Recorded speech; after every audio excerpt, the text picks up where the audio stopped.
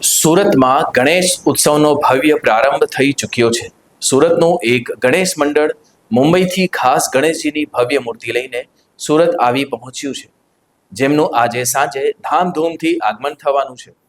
આ પ્રથમ આગમનને યાદગાર બનાવવા માટે સુરતના એક જાણીતા જ્વેલર્સ બાપા માટે કંઈક અત્યંત વિશેષ તૈયાર કર્યું છે.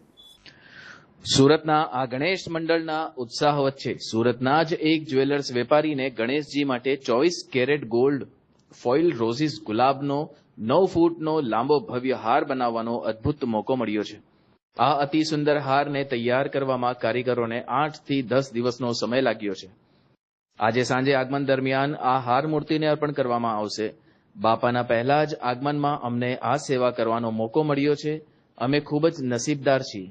આ હાર ભક્તિ ભાવથી બનાવવામાં આવ્યો છે, એટલે ગણેશજી માટે આની કોઈ કિંમત ન હોઈ શકે. હિરેન ચોકસી, ખુશાલભાઈ જ્વેલર્સ, સુરતથી. ઇન્ડિયાના સૌથી પ્રથમ ગણેશજીનું આગમન મુંબઈમાં થયેલું છે અને તે જ ગણેશજી સુરત તરફ આવી રહ્યા છે.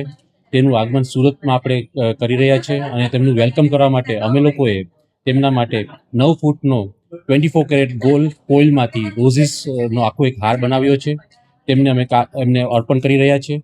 15 ફૂટના ગણેશજી થઈ રહ્યા છે, આખા બન્યા છે અને અમે લોકો લકી છે કે આ કામ અમને સોંપાયું છે અને ગણેશજીનું જે આપણું જે છે તેમને પાછું એમને અર્પણ કરી રહ્યા છે અને તે બદલ અમે લોકોએ ખાસી મહેનતથી આખું હારનું નિર્માણ કર્યું છે.